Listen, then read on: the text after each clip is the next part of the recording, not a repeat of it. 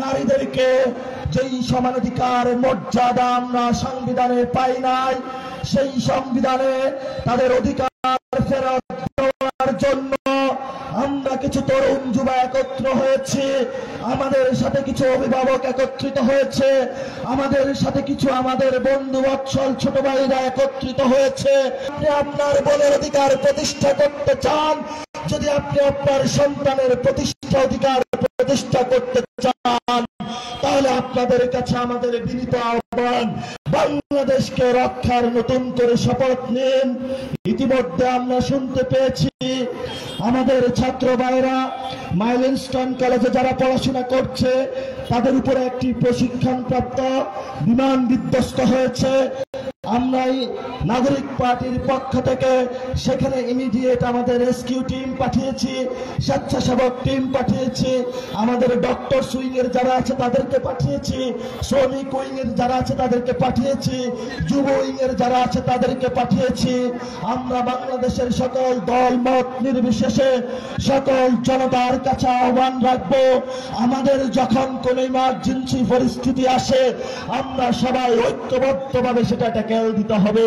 যদি আমরা সেই পরিস্থিতি নিয়ন্ত্রণ না করতে পারি তাহলে বাংলাদেশের ঐক্যবদ্ধভাবে যেভাবে আমরা 5 তারিখে রাজপথে জানান দিয়েছিলাম, আজকে আপনাদের সন্তান মাইলস্টোনে নাই, কিন্তু আপনার কলেজে যে সন্তান পড়াশোনা করে কালকে যে তার উপরে বিপদ আসবে না, আপনি সেই নিরাপত্তা কিভাবে দিচ্ছেন? এই জন্য সরকার থেকে শুরু করে দায়িত্বশীল যারা রয়েছে সবাইকে আজকের এই খাগড়াছড়িবাসীর পক্ষ থেকে আমরা আহ্বান জানাবো, দ্রুত গতিতে পদক্ষেপ নিন এবং নতুন বাংলাদেশ গঠনে সবাইকে ঐক্যবদ্ধভাবে নাগরিক পার্টি যে আহ্বান জানিয়েছে, আক্তার ভাইয়ের নেতৃত্বে, নাহিদ ভাইয়ের নেতৃত্বে, হাসনাত আব্দুল্লাহর নেতৃত্বে, সার্জিস ভাইয়ের নেতৃত্বে সবার হাতকে ঐক্যবদ্ধভাবে করে নতুন একটা বাংলাদেশ পুনর্গঠনকে সবাইকে আহ্বান জানাচ্ছি।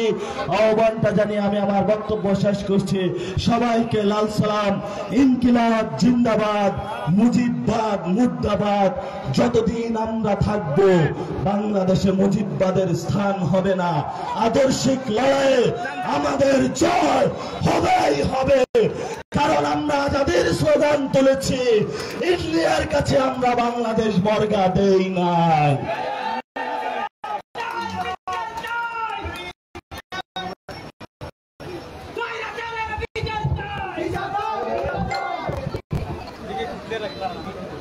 চব্বিশের অভ্যুত্থানে সেই জুলাই আগস্টে আমাদের যারা যোদ্ধারা আহত হয়েছিলেন তারা হসপিটালে গিয়ে তাদের চিকিৎসাটুকু তাদের প্রয়োজন অনুযায়ী পাননি।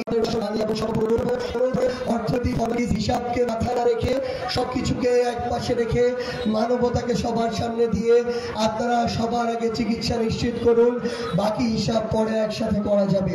সংগ্রামী সহযোদ্ধারা, এই পর্যায়ে এই সমাপন মুহূর্তে আপনাদের সামনে সংক্ষিপ্ত বক্তব্য রাখবেন জাতীয় নাগরিক পার্টি এনসিপির বিপ্লবী সদস্য সচিব জনাব আক্তার হোসেন।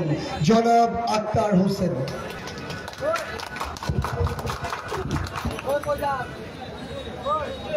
প্রিয় খাগড়াছড়িবাসী, আসসালামু আলাইকুম।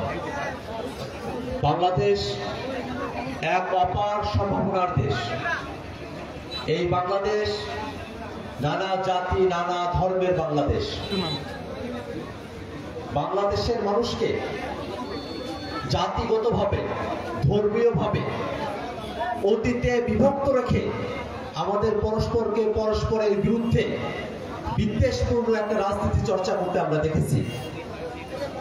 এই কারণে জাতীয় নাগরিক পার্টি বিভাজনের নয়, সম্প্রীতির এক বাংলাদেশ নির্মাণ করতে চায়।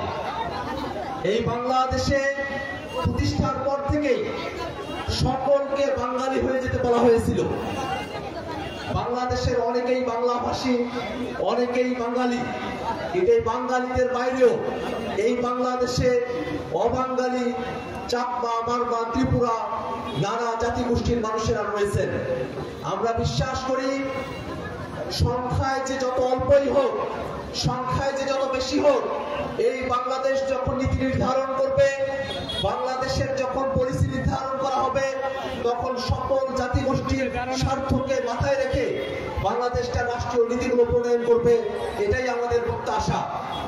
এই বাংলাদেশে আমাদের সকলের প্রত্যাশার জায়গা, যাতে বাংলাদেশের সকল প্রান্তে রাষ্ট্রীয় সুযোগ সুবিধা, রাষ্ট্রীয় যে সেবাগুলো আছে সেগুলো পৌঁছে যায়। এই পার্বত্য অঞ্চলের মানুষেরা তারা চিকিৎসার জন্য তাদেরকে অনেক কষ্ট করতে হয়।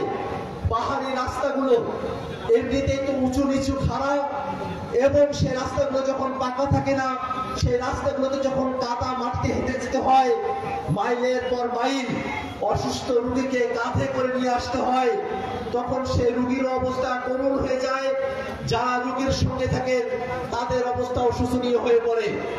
এই কারণে খাগড়াছড়ি সহ পার্বত্য চট্টগ্রামের প্রত্যন্ত অঞ্চলগুলোতে যেখানে জনবসতি রয়েছে, অল্প সংখ্যক মানুষ থাকলেও সেখানেও যেন যোগাযোগ ব্যবস্থার উন্নতি করা হয়।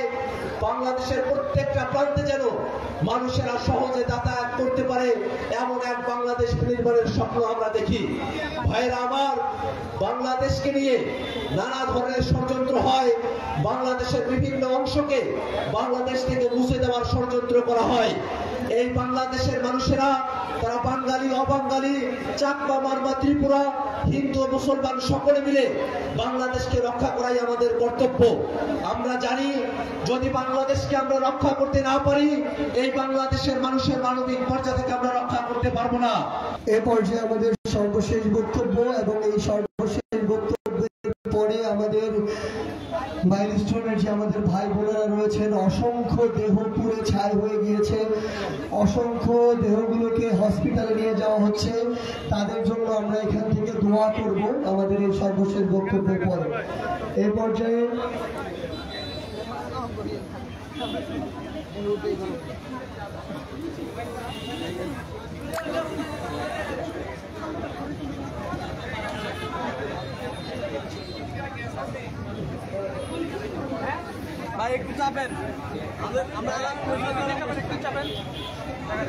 এ পর্যায়ে সংক্ষিপ্ত বক্তব্য রাখবেন আমাদের খাগড়াছড়ি জেলার এনসিপির সংগঠক থুইচিং মারমা ভাইকে অনুরোধ করছি তার সংক্ষিপ্ত বক্তব্য উপস্থাপনের জন্য।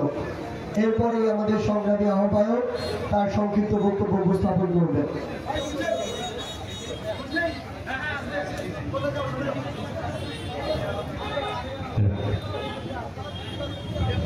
আজকে বর্ধপুরে প্রচন্ড গরমে রোদ মাথায় নিয়ে আপনারা যারা এই আন্দোলনের সাথে সামিল হয়েছে, দেশ গড়তে জুলাই পদযাত্রায়, আপনাদের সবাইকে জানাই অভিনন্দন ও শুভেচ্ছা। আমি থুইচিং মারমা, খাগড়াছড়ি জেলার সংগঠক।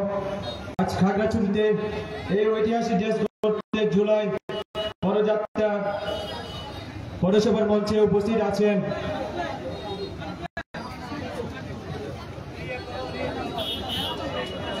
সম্মানিত সভাপতি মহোদয়, দক্ষিণাঞ্চল সংগঠক, পার্বত্য জেলা গর্ব,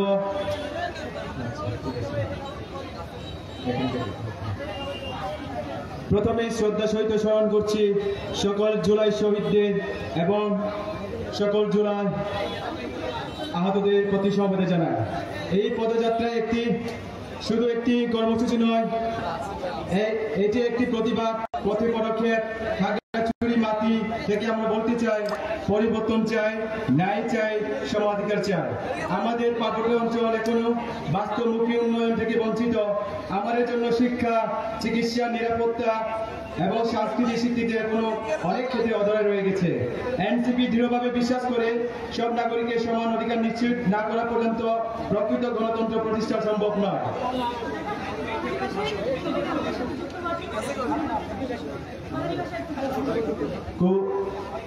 পর্যায়ে আমাদের মাঝে বক্তব্য রাখবেন আমাদের জুলাই অভ্যুত্থানের নায়ক, আমাদের জুলাই স্লোগান মাস্টার, আমাদের এক দফার ঘোষক, জাতীয় নাগরিক পার্টি এনসিপির বিপ্লবী আহ্বায়ক জনাব নাহিদ ইসলাম।